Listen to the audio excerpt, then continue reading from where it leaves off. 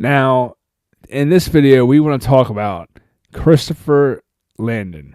Now, if you haven't heard of him, I'd be a little surprised, but not completely, because again, I feel like he's kind of flown under the radar since his career kind of took off.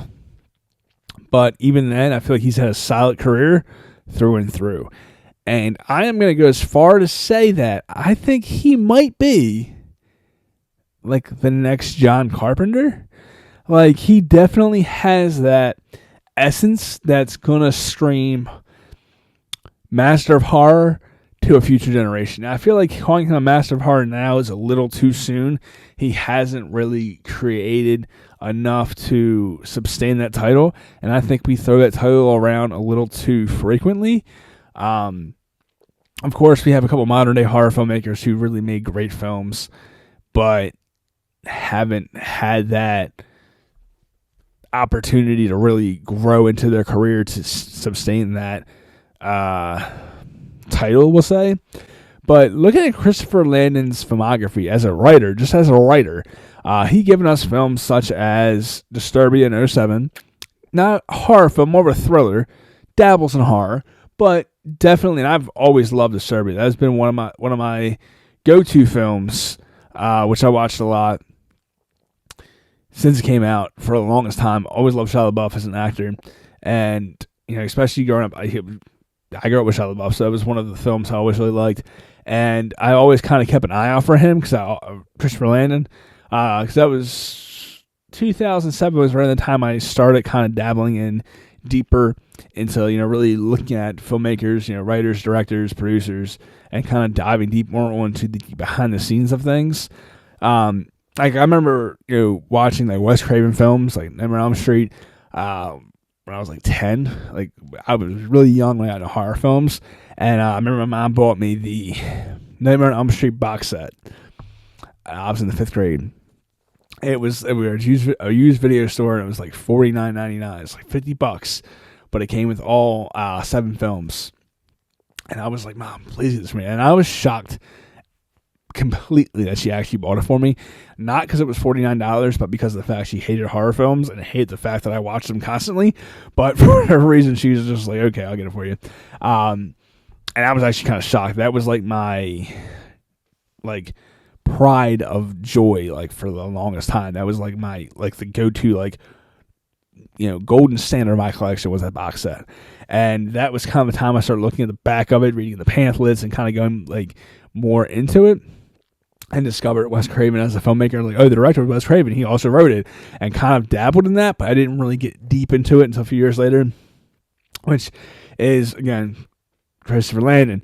Now, you move forward a couple years, after doing Disturbia, he did a couple other films, but then he really got back into horror when he did Paranormal Activity 2, wrote Paranormal Activity 3, he wrote 4, the marked ones, and he even wrote the 6th one, Next of Kin.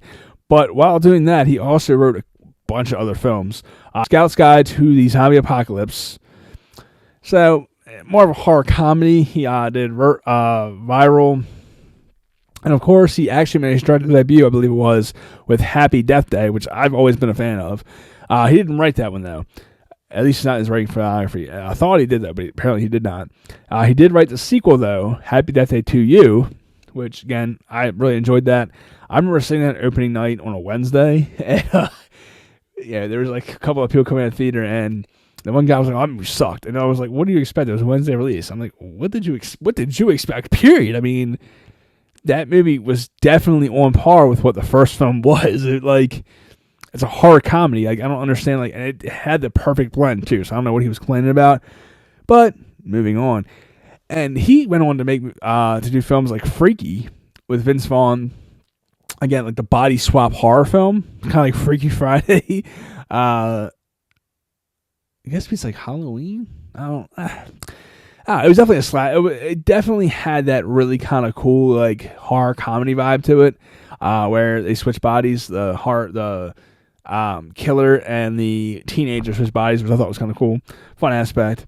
And then again, he went on to make Hard Eyes, which again, I at first thought it was going to be shit because who names the movie Heart? Like, just the title just kind of threw me for a loop. It felt like it was a My Bloody Valentine ripoff, and it was going to be cheesy, over the top, and just not that good of a horror film. But it actually was way better than I ever could imagine. So much so, I actually watched that film twice in 1 week. When it came on Netflix this past week. I watched it last week and this week. So, again, he's really starting to build the groundwork for being the next great horror icon. At least he's flying on the radar. He needs one or two, I think, really strong, iconic films to really put him up on that pedestal as being an icon. I definitely think he has enough cult classics under his belt to really kind of pull him in that direction. It's just about maintaining his momentum moving forward and just putting out a couple of bangers and really just having a horror icon. Like Hard Eyes, his name just sounds stupid. Hard Eyes Killer.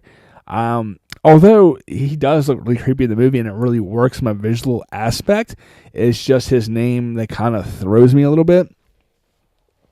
I think this is going to be one of those films that, 10 years from now, 15 years from now, it's going to be a classic, and it's going to be looked back upon a lot more fondly than it has got now. And I say that even though this film has like an 86 on Rotten Tomatoes, from a critic standpoint, I think audience is like 87, 88.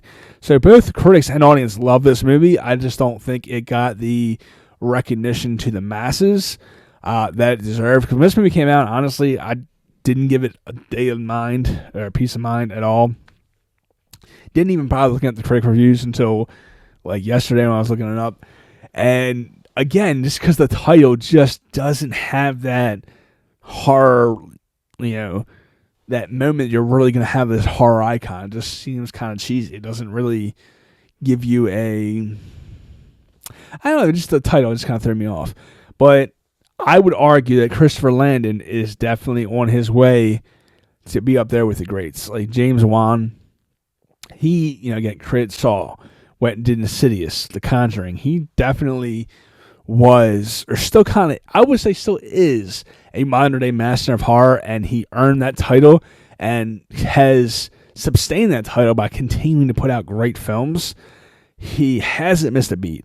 There are other filmmakers that people like to say are horror icons and do great horror films.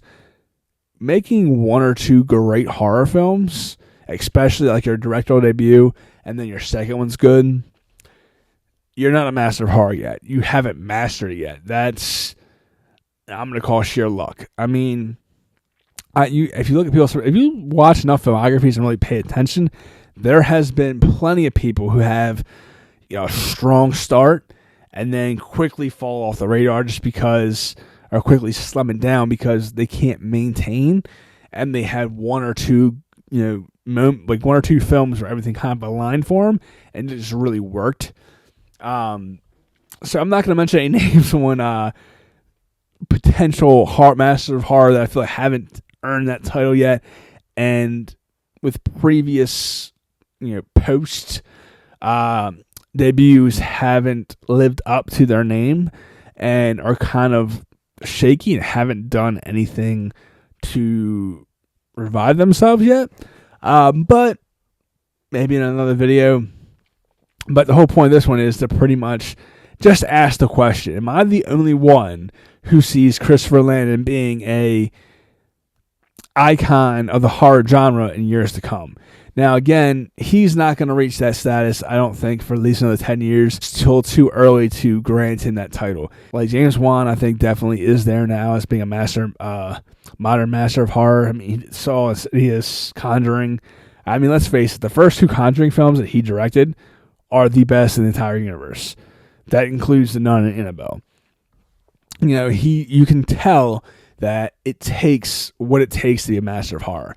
If you watch like Insidious and then you watch any of the sequels, they don't hold up compared to the original. If you watch The Conjuring, like 1 and 2, compared to Last Rites, The Conjuring Last Rites, I'm sorry, no, The Devil Made Me Do It. Devil Made Me Do It was the third one. The Last Frights, the new one just came out. I haven't saw that one yet.